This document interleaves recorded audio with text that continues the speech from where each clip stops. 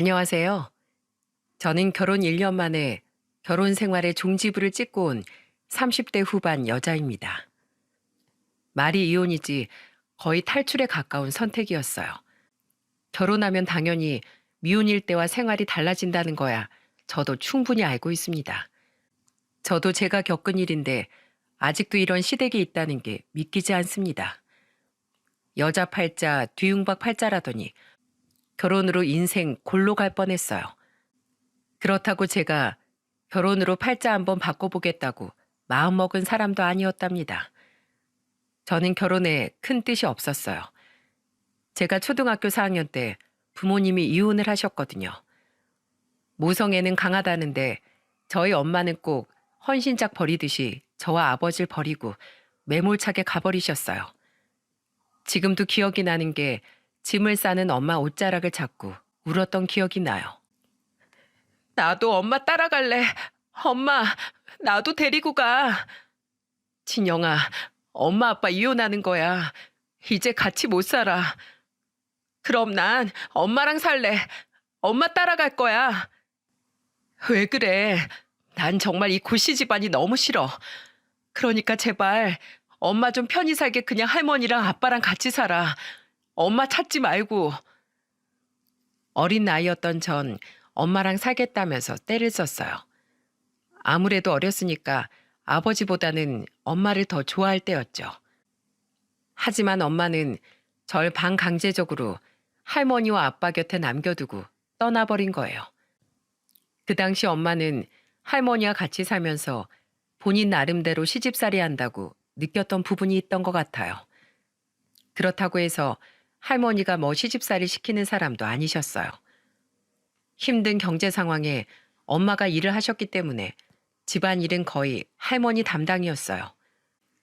그래서 엄마가 그렇게 절 버리고 떠난 이유는 아빠와의 갈등이 더 큰 원인이었을 겁니다. 그때는 아빠 술을 좋아했는데 그놈의 술 때문에 제대로 된 일자리 하나 없었어요. 이혼 후 갑자기 엄마한테 뒤통수를 맞은 아버지는 매일 술만 마시고 지냈습니다. 도무지 말이 안 통하던 아버지를 보면서 저는 화가 나서 소리쳤습니다. 아빠, 언제까지 술만 마시려고 그래요? 할머니가 요리하는 기계야? 이렇게 하루 종일 술 마시고 누워만 있으니까 엄마도 떠난 거잖아요. 대체 언제까지 이렇게 살 거냐고요. 아빠도 싫고 엄마도 싫어요. 그냥 나 고아원에 보내주세요. 그때는 부모님이 이혼했다는 게 왜 그렇게 억울했는지 몰라요. 그래서 저도 모르게 아버지한테 원망 섞인 말을 내뱉게 됐어요. 그러자 아버지는 울면서 저한테 사과하며 말하셨어요. 못난 아빠가 미안하다. 그럼 제발 아빠 정신 좀 차리세요. 할머니 아파서 어제 꼼짝도 못하고 누워만 계셨어요. 그런데 아빠가 할머니한테 어떻게 그럴 수가 있어요? 나 이런 아빠가 너무 싫어요. 그렇게 한참을 소리치다가 방으로 들어가 버렸어요. 이혼이 꼭 누구의 탓만 있는 건 아닌데 억울한 마음에 괜히 아버지한테 화를 냈던 겁니다. 그리고 어렸을 땐 학교에서 일기를 쓰는 게 숙제였던 적이 있어요. 그런데 그 일기를 아버지가 우연히 보게 됐던 거예요. 하필 그 일기장엔 아버지에 대한 불신, 안 좋은 감정들이 빼곡히 적혀 있던 겁니다. 그걸 본 아버지는 그제야 새 사람이 되려고 노력하셨어요. 집에 남아있던 술병을 모조리 치운 뒤 학교가 끝나고 집에 온 저를 끌어안고 울면서 말했습니다. 진영아, 아빠 이제 술 끊을게. 우리 딸이 이렇게까지 힘들어하는지 전혀 몰랐어. 네 마음 몰라줘서 미안하다. 아빠로서 부끄러운 짓을 많이 했어. 이제 정말 진영이랑 할머니 위해서 살게. 그러니까 이 아빠 한 번만 믿어줘. 갑자기 저를 안고 울면서 사과하는 아빠를 보고 놀랐었어요. 그런데 방에 와보니 아버지가 제 일기장을 보고 저의 진심을 알게 됐다는 걸 알 수 있었어요. 그 무렵이 정확히 엄마랑 이혼하고 한 6개월 정도 지난 시점이었어요. 그 후 아버진 공장에 취직해서 성실하게 살기 시작했습니다. 갑자기 아버지가 바쁘게 일하기 시작했지만 저는 할머니의 사랑을 받으면서 지내 전혀 외롭지 않았어요. 할머니는 엄마가 떠난 뒤 저를 정말 끔찍하게 아껴주셨거든요. 지금 생각해도 그때 할머니는 어린 손녀를 위해 최선을 다하셨다고 생각해요. 한 번은 학교 계단에서 넘어져 무릎이 찢어졌던 적이 있어요. 보건실에서 약을 바르고 집에 갔었는데 할머니가 절 보고 깜짝 놀라서 물었습니다. 너 무릎이 왜 그래? 누가 이런 거야? 이 다리를 하고 집까지 온 거야? 계단 내려오다가 넘어졌는데 그냥 까진 것 같아. 뭐? 계단에서 넘어졌다고? 무릎에 금이라도 갔으면 어쩌려고 그냥 걸어왔어? 얼른 엎혀. 할머니는 저를 재촉하면서 작은 등을 내어주셨어요. 어쩔 수 없이 할머니의 등에 엎였던 저는 그 상태로 병원까지 갔어요. 정말 할머니는 제가 작은 기침만 해도 노심초사하면서 절 살펴주셨답니다. 그래서 저는 엄마의 사랑은 몰랐지만 할머니 덕분에 많은 사랑을 받고 클 수 있었어요. 또한 잘못된 버릇은 단호하게 바로잡아 주셨습니다. 제가 소세지 반찬을 유독 좋아했는데 할머니는 항상 제가 좋아하던 반찬을 상에 올려주셨답니다. 그러면서도 몸에 좋은 나물 반찬과 멸치볶음, 콩자반 같은 걸 종류별로 해주셨어요. 좋아하는 반찬이 눈앞에 있는데 다른 반찬이 눈에 들어왔겠습니까? 몸에 좋은 반찬은 뒤로 하고 오로지 소세지 반찬만 계속 먹고 있었어요. 그때 할머니가 제가 들고 있던 젓가락을 탁 치면서 단호하게 말하셨죠. 할머니가 골고루 먹으라고 했지? 너 그러다 키 안 커. 자꾸 햄만 집어먹으면 이거 안 해줄 거야. 여기 나물도 먹고 이 멸치볶음도 먹고 다 잘 먹어야 키가 크지. 알겠어요. 골고루 먹을게 할머니. 할머니 잘못했어요. 제가 잘못된 버릇이 있으면 호랑이처럼 저를 잡아주시던 할머니였어요. 할아버지가 오래전에 돌아가셔서 자식만 보고 살던 할머니 덕분에 무엇과도 바꿀 수 없는 큰 사랑을 받았죠. 고모가 2명 있었지만 다른 지역에서 살았기에 명절에나 볼 수 있었죠. 그래서 거의 아빠와 할머니, 저, 세 식구만 살았던 거예요. 이렇게 지내다 보니까 할머니와 영원히 오래 살고 싶었어요. 하지만 저의 간절한 바람에도 할머니는 제가 중학교 3학년이 될 때 큰 병에 걸리신 거예요. 그때 할머니는 병원에 입원까지 한 채 치료를 받으셔야 했어요. 치료받는 과정에서 고통스러워하던 할머니 목소리가 생생히 들려왔습니다. 아이고, 나 죽네. 나 죽어. 할머니, 괜찮아? 간호사 선생님이라도 불러올까? 진영아, 집에 가 있어. 할미 이런 꼴 보이기 싫다. 수술을 마치고 나온 할머니는 굉장히 고통스러워하셨어요. 해줄 수 있는 게 아무것도 없다는 현실이 답답하기만 했습니다. 그저 할머니 손을 잡고 우는 거 말고는 할 수 있는 게 없었어요. 정말 기적이 일어나 할머니가 기적처럼 건강해져서 집으로 돌아오길 빌었습니다. 하지만 병을 이기지 못하고 할머니한테는 마지막이 다가오고 있었어요. 할머니와 마지막 대화를 나누는 순간이 다가왔고 할머니는 제 손을 부여잡고 힘겹게 말하셨습니다. 진영아, 네 아빠 착한 사람이야. 이제 하늘 아래 네가 믿을 사람은 네 아빠뿐이야. 그러니까 잘 살아. 난 더 바라는 거 없어. 마지막까지도 저와 아빠를 걱정하던 할머니는 본인이 떠나면 잘 살 수 있을까 걱정만 하시다가 떠나셨어요. 할머니 장례식장이 차려지고 아버지는 땅을 치면서 오열했습니다. 불효자의 울음소리가 가장 크다고 하죠. 그때 아버지는 할머니 영정사진 앞에서 오열하면서 소리쳤어요. 어머니, 죄송해요. 가는 그 순간까지 걱정만 하게 만든 못난 아들이에요. 저 용서하지 마세요. 아들 노릇도 못하고 제가 면목이 없습니다. 어머니. 절규하듯 우는 아버지를 보면서 저도 참 많이 울었습니다. 할머니 장례를 치르는 내내 못해드렸던 것들만 떠올라서 너무 죄송스러웠어요. 그렇게 후회의 눈물로 장례를 치르고 저는 하나의 꿈을 결심했어요. 바로 간호사가 되겠다고 다짐한 겁니다. 정말 소중한 사람이 고통스러워할 때 아무것도 못하는 자신이 싫었거든요. 그래서 피나는 노력 끝에 간호사가 된 전 대학병원에서 일하게 됐어요. 그때 아버지는 꼭 제가 의사라도 된 것처럼 기뻐하면서 말하셨습니다.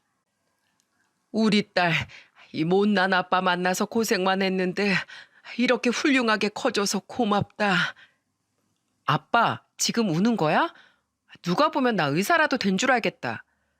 의사가 뭐 대수야? 아빠한텐 우리 딸이 세상에서 제일 훌륭한 사람이야. 아버지는 제가 잘 커져서 고맙다면서 눈물까지 보이셨어요. 할머니의 걱정과 달리 저는 아버지와 둘이 서로 의지하면서 잘 지내고 있었죠. 아마 할머니가 보셨다면 깜짝 놀라셨을지도 몰라요. 하지만 여전히 변하지 않는 한 가지가 있었어요. 바로 결혼 생활에 대한 로망이 없어서 그런지 전혀 결혼에 대해 고민해 본 적이 없을 정도였습니다. 초반에 밝혔듯이 부모님의 결혼 생활은 행복해 보인 적이 없었거든요. 그래서 연애는 많이 해봤지만 결혼까지 생각해 본 상대는 없었어요. 하지만 집신도 짝이 있다는데 제가 싫다고 해서 운명을 피할 수 있었겠나요? 무당도 팔자 도둑은 못한다고 하더니 30 중반쯤 한 남자가 눈에 딱 들어왔어요. 간호사라면 피할 수 없던 3교대 근무하면서 체력이 약해졌던 전 한강 라이딩 모임에 가입했었죠. 하루 종일 병원에 있다 보니까 탁 트인 곳에서 운동하고 싶던 저한테 한강에서 타는 자전거는 안성맞춤이었습니다. 그렇게 운동하다 그동안 만났던 남자와는 다르게 느껴진 운명의 남자를 만나게 됐던 거예요. 은행원이었던 그 남자는 배려심 있는 자상한 사람이었습니다. 한 번은 제가 퇴근하고 급히 오느라 물통도 없이 나왔던 적이 있었어요. 라이딩 후 목이 말라서 자판기라도 있나 보려고 두리번거리던 저한테 그 남자는 음료수를 건네면서 말하더군요. 이거라도 마실래요? 스포츠 음료라 좋아하실지 모르겠는데 갈증 해소에는 좋을 거예요. 한 병 있는데 저 주시는 거예요? 전 원래 잘 안 마셔요. 그리고 중간에 한 병 마셔서 괜찮아요. 한 병 남은 음료를 저한테 건넨 그 남자를 보면서 깜짝 놀랐어요. 자기는 아까 마셨다고 했지만 사실 뒤에서 달리던 제가 봤을 때 그 남자는 무언가를 마신 적이 없다는 걸 알고 있었거든요. 이렇게 연이 닿은 저는 그 남자와 연애를 시작하게 됐어요. 그 후 1년 4개월쯤 만났을 때 정말 자연스럽게 결혼 준비까지 하게 됐답니다. 저도 연애가 결혼으로 이어진 경우는 처음이라 정말 운명 같다고 느껴졌어요. 은행원이었던 남자친구는 4살 연상이었죠. 시댁 같은 경우는 경상도에 있어서 서울과는 거리가 있었어요. 그러다 보니까 서울에 계신 저희 아버지께 먼저 인사를 드리고 시댁으로 같이 인사를 가게 됐습니다. 처음 본 시부모님들은 참 좋은 분들이셨어요. 경상도의 한 시골에서 농사도 짓고 소도 70마리 정도 키우면서 지내고 계셨죠. 집도 전원주택이었는데 최근에 지으셨는지 깔끔하고 좋아 보였습니다. 마당을 정리하던 예비 시부가 절 보자마자 반가운 얼굴로 마중을 나오며 인사하셨어요. 이게 누구야? 정렬이 섹시하니요? 사진으로 본 것 같은데. 네, 안녕하세요. 고 진영이라고 합니다. 얘기 많이 들었습니다. 예비 시부와 반갑게 인사를 한 뒤 같이 집으로 들어갔어요. 남자친구는 장남이었지만 삼형제 중에서도 가장 늦게 결혼하는 거였어요. 그래서 제가 결혼할 당시에 이미 동서가 2명이 있던 상태였습니다. 이쯤에서 장남이랑 결혼 준비하는 절 걱정하는 분들이 있으시겠죠? 저도 친구들 통해서 장남과 결혼했을 때 어떤 불편이 있는지 들었던 적이 있었어요. 그런데 그것도 막상 겪어본 게 아니다 보니까 피부로 와닿지 않았던 겁니다. 그리고 그때 시댁에 갔을 때 정말 대접받는 기분이 들 만큼 시부모가 잘해줬기 때문에 정말 상상도 못했어요. 대부분의 여자들이 비슷하겠지만 시댁에 인사 가면 가만히 있는 게 더 힘들지 않습니까? 예비 시모가 주방에서 일을 하고 있으니까 제가 거실에 가만 앉아 있을 수가 없었어요. 그래서 제가 설거지라도 하려고 주방에 갔더니 예비 시모가 절 말리면서 말하더군요. 아이고, 하지 마요, 하지 마. 아직 뭐 결혼도 안 했는데 벌써 주방에 들어와요. 아직 우리 집 손님이니까 아무것도 하지 말고 가서 앉아 있어요. 아니에요. 제가 뭐라도 도울게요. 그게 더 편해요. 참 됐다니까 왜 그래요? 자, 그럼 자, 우리 소고기 먹을 거니까 접시에 있는 것 좀 옮겨줘요. 예비 시모는 손살을 치면서 그냥 앉아 있으라고 하는 거예요. 그런데 가만히 있는다고 쉬는 게 쉬는 거겠습니까? 그래서 저는 작은 거라도 돕겠다고 팔을 걷고 나섰습니다. 그러자 그냥 음식이나 옮기라면서 말씀하시더군요. 그때 예비 시모는 제 손에 물 한 방울 안 묻게 해주려고 애를 쓰셨어요. 그래서 기분 좋게 고기도 먹고 즐거운 대화를 나누는 시간이 됐습니다. 심지어 밥을 다 먹고 난 후에는 예비 시모가 나서서 산책이라도 하고 오라면서 등까지 떠밀더군요. 그렇게 얼떨결에 밖으로 떠밀려 나온 저는 예비 시부와 같이 있는 남자친구가 있는 곳으로 향했습니다. 소가 있는 축사에서 소똥을 치우고 있었는데 근처에 가니까 악취가 심하긴 하더라고요. 저도 모르게 코를 막긴 했지만 조금이라도 도움이 되고 싶어서 남자친구를 보며 물었죠. 오빠, 내가 좀 뭐 도와줄까? 제가 도울 거 없냐고 질문하자 옆에 있던 예비 시부가 저한테 다급한 목소리로 말리면서 말했습니다. 아이고, 아직 손님인데 하지 말아요. 그 고운 손으로 무슨 소똥이야. 딱 봐도 서울에서 이슬만 먹고 살았을 것 같은데 괜히 손 더럽히지 마요. 예비 시부도 제가 혹시나 삽이라도 들고 일을 할까봐 아예 삽을 멀리 치우면서 하지 말라면서 말리더군요. 그래서 저는 난감한 목소리로 남자친구를 보면서 말했어요. 나만 너무 아무것도 안 하니까 너무 민망해. 괜찮아. 우리 부모님이 너 마음에 들어서 아무것도 하지 말라고 하는 거야. 신경 쓰지 말고 들어가서 앉아 있어. 남자친구는 괜찮다면서 걱정하지 말라고 하더군요. 그래도 내심 불편한 마음에 축사 근처를 배회했는데 예비 시부가 저를 보면서 장난스럽게 말하셨어요. 에이, 아직은 들어오지 마요. 여기 들어오는 순간 똥 밟은 거야, 똥. 그 순간 예비 시부의 아직은이라는 말이 귀에 딱 꽂혔어요. 당시에는 너무 극진하게 대접해 주니까 저 말에 큰 의미를 두지 않았답니다. 시대가 바뀌니까 장남을 만나도 아무런 문제가 없구나 생각했어요. 하지만 이건 다 저의 착각이었다는 걸 너무 늦게 알게 된 겁니다. 심지어 착각인지도 모르고 이 정도면 결혼 생활 할 만하겠다는 생각까지 들었어요. 결혼 전까지도 시댁의 실체는 까맣게 모르고 있다가 무난히 결혼식까지 올렸죠.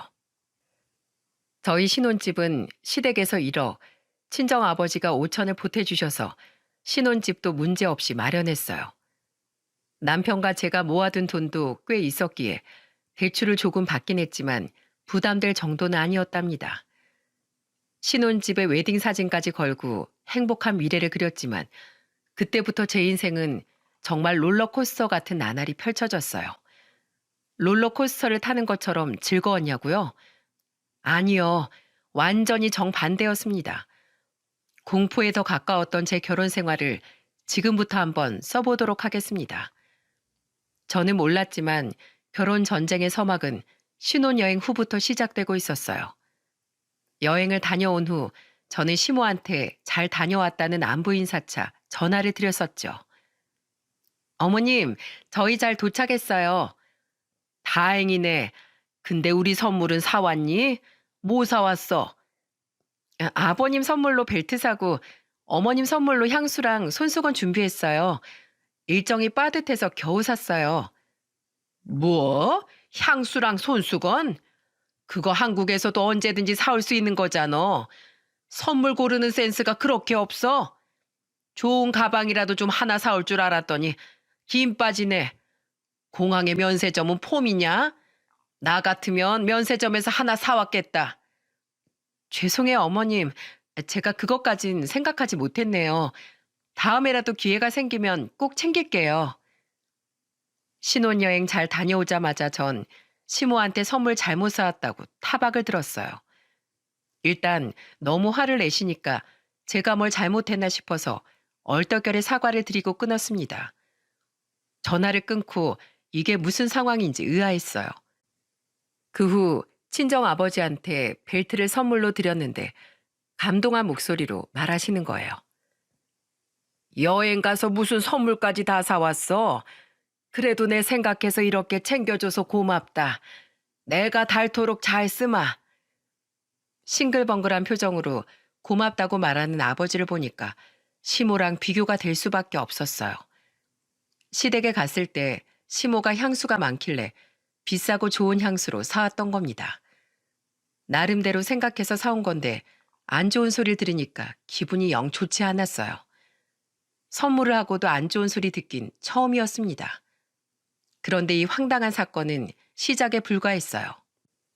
대학병원 간호사로 일했던 저는 3교대라 바쁠 땐 날짜가 가는 것도 모를 때가 많았습니다. 그러다 보니까 자연스럽게 시댁이고 친정이고 챙길 여유도 없었어요. 그랬더니 시모는 그걸 못마땅해 하면서 또 전화를 하셨던 겁니다. 진영아, 넌 죽었니 살았니? 어쩜 내가 전화를 안 하면 강간무소식일 수가 있어? 요즘 병원 일이 많이 바빠서요. 그런데 어머님, 저 3일 전에도 전화 드렸는데요. 집안에 장남이랑 결혼했으면 시부모를 세심하게 살펴야지. 우리가 경상도에서 밥은 먹고 사는지 아픈 곳은 없는지 궁금하지도 않어. 그럼 교대 근무 안 하는 남편한테 매일매일 안부 전화 좀 하라고 할게요.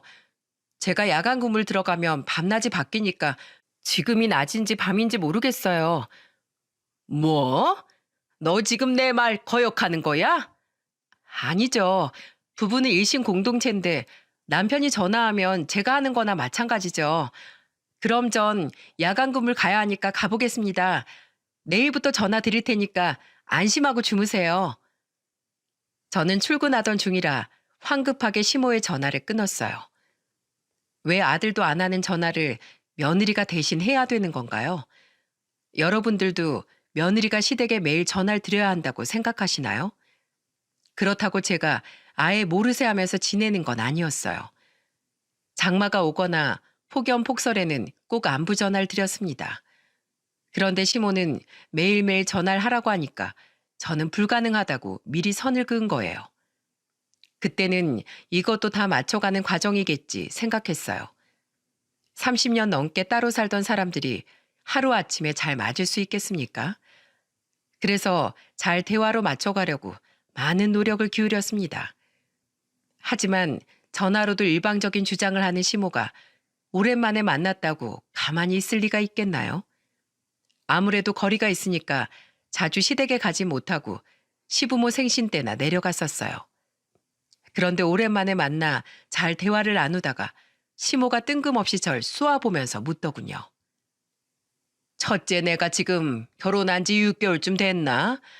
근데 너흰 왜 아직도 소식이 없니? 네? 무슨 소식이요?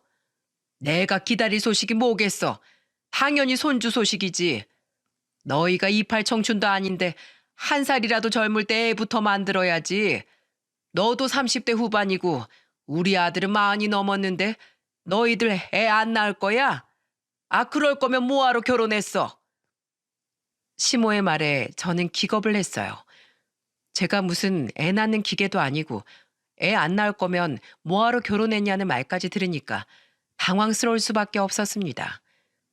게다가 결혼한 지 1년이 지난 것도 아니고 6개월 차에 저런 말을 들어야 합니까?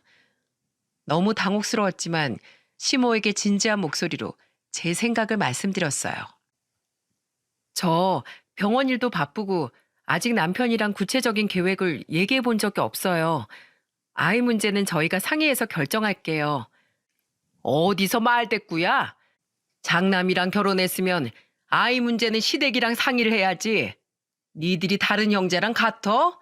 장남이야, 장남. 다 급이 다르다고. 아니요. 아이 문제는 부부 문제라고 생각해요. 특히 아이를 주로 키워야 하는 제 의견이 우선이죠. 앞으로 그렇게 강압적으로 말씀 안 하셨으면 좋겠어요. 뭐야? 저는 시모한테 제 생각을 잘 말씀드렸다고 생각했어요.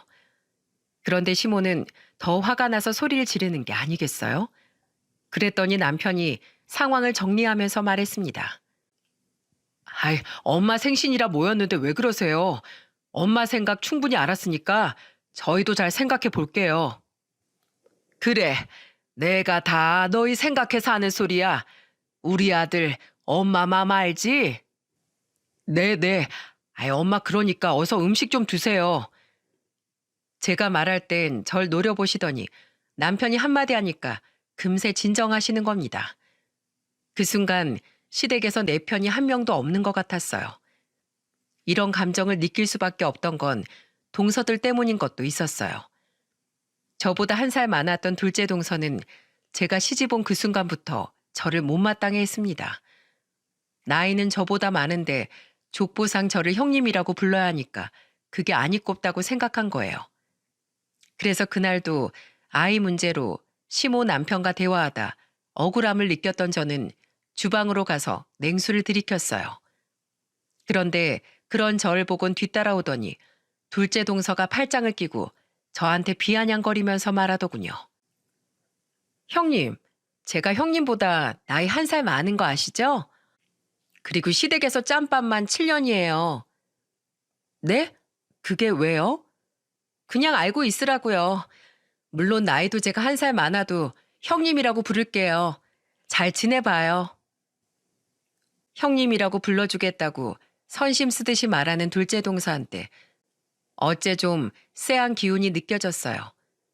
시모 생신이라고 내려온 건데 괜히 둘째 동서가 싸움을 걸어오는 것 같았습니다. 점심 식사가 끝나고 동서들과 뒷정리를 시작했어요. 그렇게 며느리 셋이 주방에 모였는데 동서가 저한테 뻔뻔한 목소리로 말했습니다. 형님, 설거지 좀 하세요. 저랑 동서는 같이 과일 좀 깎아서 들고 갈게요. 밥 먹었으면 후식을 먹어야죠. 그렇죠, 어머님? 그래, 그래. 손주들도 먹게 많이 좀 가져와라.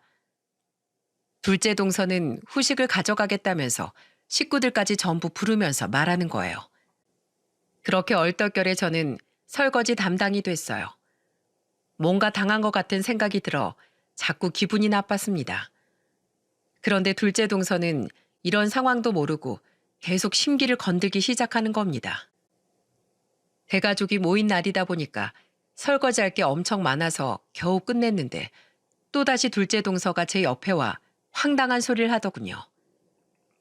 형님, 저쪽 화장실 청소 좀 해주세요. 우리 애들이 아직 어려서 그런가 화장실을 아주 난장판을 만들어놨네요. 그걸 내가 왜 치워요? 동서 애들이 난장판을 만들었으면 동서가 치우는 게 맞죠. 에이, 전 애들 봐야죠. 형님 설거지 다 하고 할 것도 없는데 청소하면 되겠네요. 그때 저는 참았던 화가 폭발하는 것 같았어요. 그리고 그 순간 뚜껑을 제대로 연 사람은 셋째 동서였죠. 시부모와 남편, 시동생들이 소 축사를 정리한다고 나갔을 때였는데 둘이서 편을 먹고 나온 거예요. 그때 셋째 동서가 절 보면서 비아냥거리며 말하더군요. 형님, 우리 집 며느리 대장인데 하라면 해야죠. 형님도 뭘 할 줄 알아야 형님 대접을 받죠. 셋째 동서 말을 들어보니까 딱 봐도 이것들이 절 기선제압하려는 것 같았습니다. 그렇다고 제가 밀릴 사람이겠습니까? 여자들만 모인 간호사 집단에서 버텨낸 정신력을 발휘해 저는 동서들을 보고 이를 악물면서 말했어요. 그래, 내가 뭘 몰랐네요. 그래서 내가 이참에 궁금했던 것 좀 물어보려고 하는데 마당으로 잠깐 나와 보실래요? 그러자 둘째 동서는 기세등등한 목소리로 말했습니다. 이제야 말귀를 좀 알아먹네. 제가 물어볼 게 있다면서 이를 악물고 웃는 표정으로 물어봤죠. 그러자 두 동서가 아주 좋다고 따라 나오더군요. 마당으로 나온 저는 두 동서를 보면서 말했어요. 거기 좀 서보세요. 딱 그쯤 같으니까. 거기 좀 서보세요. 뭐야? 여기 왜 서 있으라는 거야? 잠시만요.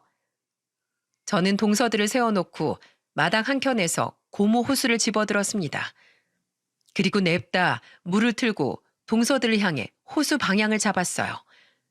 그러자 흠뻑 젖은 동서들이 소리를 지르면서 말하더군요. 이게 뭐 하는 짓이야? 거기 서 있어야 이 물을 정통으로 맞지. 동서들만 물 먹일 줄 아는 줄 알아요? 내가 오늘 하는 짓거리가 비열하고 유치하고 더럽기까지 한 두 사람 깨끗하게 청소해 줄게요. 두 동서가 소리를 지르면서 난리를 치니까 집안에 있던 조카들이 노는 줄 알고 전부 뛰어나왔어요. 그러더니 둘째 동서 아들이 손가락으로 물에 흠뻑 젖은 동서를 가리키면서 말했습니다. 우와, 엄마, 물놀이 해? 신난다. 나도. 재밌다. 물 안 멈춰요? 야, 너 옷 또 적시려고 그래? 둘째 동서는 조카를 안고 집 안으로 뛰어들어갔어요. 정말 속이 다 시원했습니다. 그리고 더 좋았던 건 이 사건 이후로 동서들은 더 이상 저한테 시비를 걸지 않았다는 거예요. 만만한 상대가 아니라고 생각했는지 그때부터 선을 지키더군요. 하지만 산 넘어 또 산이라는 말처럼 동서들을 피하니까 이제는 시모가 칼을 갈고 있더군요. 정말 결혼 생활 6개월 만에 슬슬 진절머리가 난다 싶었어요. 그날 겨우겨우 시모 생신을 보내고 집으로 오는데 남편 놈이 그러더군요. 당신은 몇 번 보지도 않은 우리 엄마한테 꼭 그렇게 따박따박 말대답해야겠어? 그냥 알겠다고 하고 넘어갈 수도 있잖아. 무슨 여자가 그렇게 애교가 없어? 그러니까 우리 엄마가 당신만 보면 화를 내는 거잖아. 애교? 그래, 나 애교 없다. 그게 싫으면 앞으로 혼자 가던지. 사람이 할 말을 하고 살아야지. 결혼 전에 몰랐던 남편의 가부장적인 모습에 저도 지쳐가는 건 마찬가지였습니다. 그러다가 참아오던 갈등이 정면으로 폭발했던 때가 있었어요. 바로 제가 이 사연을 쓰게 된 결정적인 사건이었답니다. 시댁에 제사가 있었는데 결혼하고 처음 지내는 제사였어요. 장남이니까 꼭 날짜 맞춰서 오라는 시부모 눈치에 저는 야간 근무를 끝내자마자 잠도 한숨 못 자고 바로 내려가게 된 겁니다. 그런데 퇴근하고 집에 와보니까 금요일 저녁 회식을 하고 술이 덜 깬 채 거실에 널브러져 있는 남편이 보였어요. 어이가 없어서 남편을 흔들어 깨우며 말했습니다. 경상도 가야 되는데 왜 이러고 있어? 당신이 좀 운전 좀 해줘. 아우, 나 어제 회식을 2시까지 했더니 술이 안 깨는 것 같아. 나 지금 밤새도록 일하다 온 거 안 보여? 그럼 어떡해. 음주운전해서 5시간을 달려가? 진짜 한심하고 답답해서 화가 났습니다. 남편이 아니라 짐이 따로 없더라고요. 그렇게 저는 잠시 눈을 붙이고 제 차를 끌고 남편과 시댁까지 가게 됐던 겁니다. 처음으로 이렇게 살아서 뭐하지 싶은 생각이 들면서 이혼까지 떠올랐어요. 그때 남편은 조수석에 앉아 코까지 골면서 자기도 했습니다. 화도 나고 너무 피곤해서 저는 휴게소에 들렀어요. 차가 멈추는 느낌이 났는지 남편이 벌떡 일어나서 소리치더군요. 뭐야? 빨리 가야 되는데 왜 멈춰? 나 지금 너무 졸려. 잠깐 쉬었다가. 무슨 소리야? 가족들이랑 점심 먹기로 했는데. 장남이 늦으면 어떡하라는 거야? 빨리 세수라도 하고 와. 나한테 그런 말 없었잖아. 아이, 지금 말했잖아. 그냥 가서 세수하고 커피 좀 사와. 이거는 통보하는 거 아닌가요? 그러더니 저한테 커피를 사오라고 시키는 겁니다. 그때는 너무 피곤하기도 하고 싸울 정신도 없었어요. 그래서 정말 바람이라도 쐬려고 잠시 내렸습니다. 진짜 오늘 남편 놈이 어디까지 하나 두고 보자는 심정으로 커피를 사서 차에 탔어요. 얼음까지 씹어 먹으면서 요란스럽게 쳐 마시는 남편이 꼴 보기 싫었습니다. 그런데 그때 남편 전화벨이 울렸고 전화 통화를 하기 시작했어요. 그러더니 이제는 운전하는 사람은 안중에도 없이 큰 목소리로 통화를 하는 겁니다.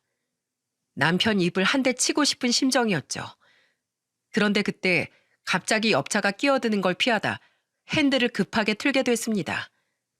옆 차선으로 옮겼는데 그 순간 남편은 들고 있던 커피를 다 쏟은 거예요. 너무 화가 나서 옷이 흠뻑 젖은 남편을 보면서 소리쳤습니다.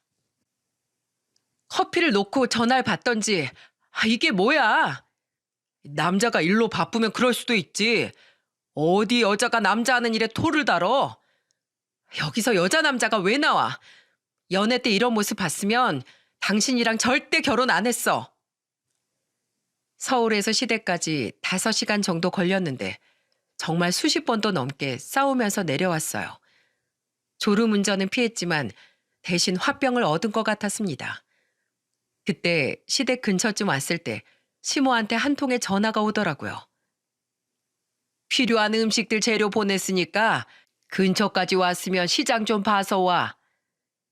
저는 시모 전화를 받고 문자를 확인해 보니까 정말 시장 볼 목록이 한가득 와 있었어요. 가만 보니까 아예 시장을 안 갔다 온 것 같은 거예요. 그래서 저는 시모한테 의아한 목소리로 물었습니다. 아예 시장을 못 가셨어요? 뭐가 이렇게 많아요? 맏며느리가 오는데 뭐하러 시장을 봐? 매년 네 동서들이 다 했던 거니까 이젠 너 혼자 해야지. 그때 시모 전화에 몸은 피곤하고 방전된 배터리처럼 힘이 쭉 다 빠지더군요. 그래서 전화를 끊고 저는 남편한테 하소연을 했어요. 동서들은 어제 왔다면서 미리 시장도 봐두시지. 어머님 너무하신 거 아니야?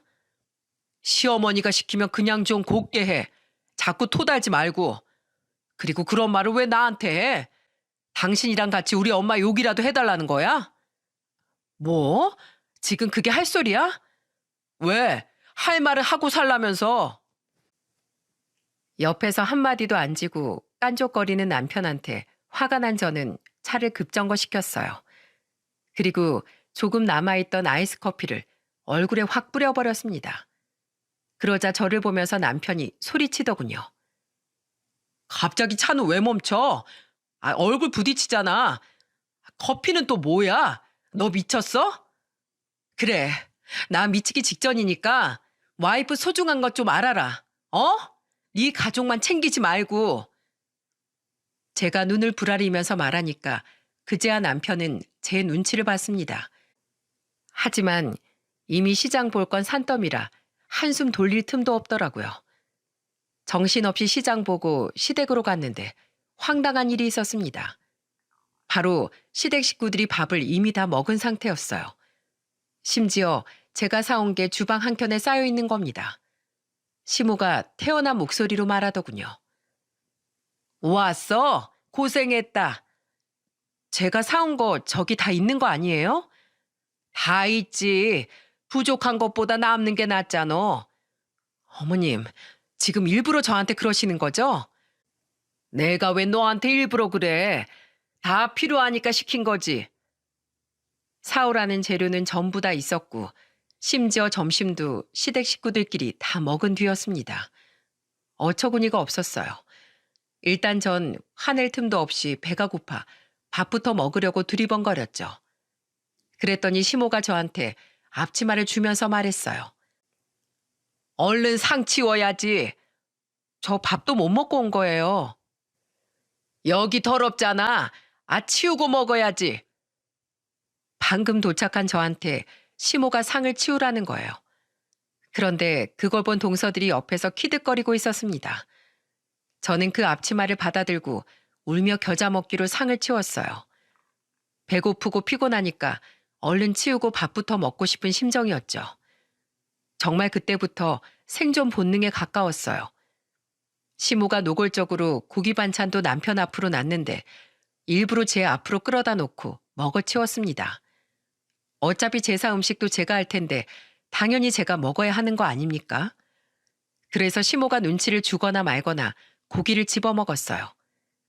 그렇게 먹어치우고 나니까 본격적으로 제사 준비에 돌입하게 됐습니다. 시모는 저한테 명령하는 말투로 말했어요. 전부터 만들어. 네? 지금 저 나물 다듬고 있는데요. 동서한테 하라고 하세요. 쟤들은 애들 봐야 될 거 아니야. 애 없는 네가 일당백으로 일해야지. 애가 없으니까 일을 더 하라는 시모의 말에 기가 막혔습니다. 또 동서들은 키득거리고 비웃는 걸 보니까 한 대씩 쥐어받고 싶었어요. 제가 힘만 조금 남아 있었어도 당장 다 엎어버렸을 거예요. 그런데 여러분, 수면 부족인 채로 운전까지 해서 오니까 저한텐 싸울 힘조차 없었답니다. 시모랑 언성 높이고 싶지 않아 그냥 전을 만들었죠. 그렇게 음식을 겨우 다 만들고 나니까 시모가 쏘아붙이면서 말하는 겁니다. 넌 행동이 왜 그렇게 굼뜨니? 옛날이면 소박 맞았어. 내가 착하니까 그냥 넘어가는 줄 알아. 제가 시댁에 온 건지 타임머신을 타고 조선시대로 온 건지 구분이 안 가더라고요. 우여곡절 끝에 제사를 지내고 저는 드디어 단잠을 잘 수 있었습니다. 누가 업어가도 모를 만큼 자고 있는데 누가 저를 톡톡 치면서 깨우는 거예요. 눈을 떠보니까 저를 깨운 사람은 시모였어요. 진영아, 일어나. 얼른 이거 입고 나와. 이게 뭔데요? 몸 빼바지. 내 옷이니까 일하기 편할 거다. 새벽에 잠에서 깬 저는 눈을 비비고 일어났어요. 그런데 시모가 안내한 곳은 다름 아닌 소농장이었습니다. 저는 황당한 표정으로 시모를 보며 물었어요. 여긴 절 왜 데리고 오신 거예요? 결혼 전에 남의 귀한 딸이니까 안 시켰던 거야. 근데 이제 맏며느리니까 이 정도는 해야지. 지금 시간이 새벽 6시예요. 그리고 남편이랑 동서들도 다 자고 있는데 왜 저한테만 시키세요? 네 동서들은 애 보잖아. 넌 맏며느리가 됐으면 동서들을 아껴줄 줄 알아야지. 애 보느라 힘든 애들을 깨우고 싶어? 그 새벽에 일어난 사람은 저랑 시모, 시부뿐이었어요.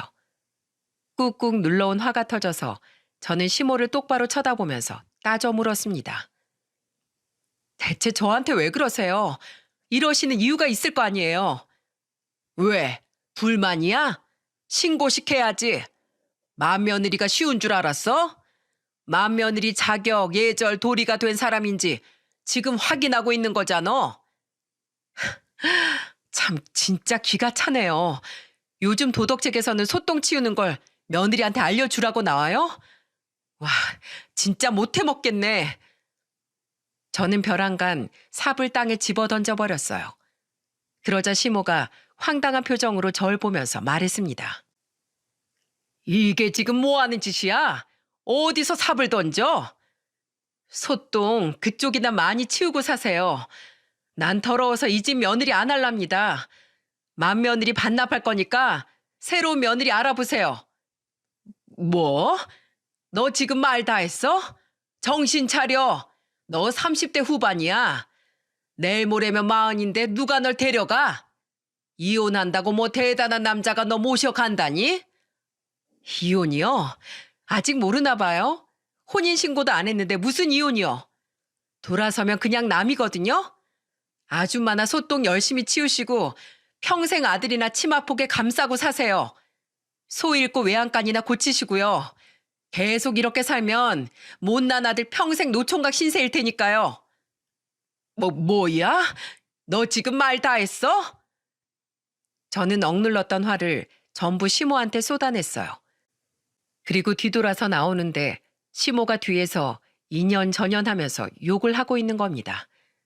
그래서 저는 가는 거를 멈추고 한마디 해줬네요. 당신 때문에 우리나라 시어머니들이 다 욕을 먹는 거예요. 저것이? 여보, 전연 잡아와. 시모는 끝까지 발악하면서 뒷목을 잡으면서 노발대발하더군요. 시부는 그 옆에 멀뚱하게 서 있었고요. 제가 맞는 말만 했기 때문에 가만히 있는 것 같았습니다.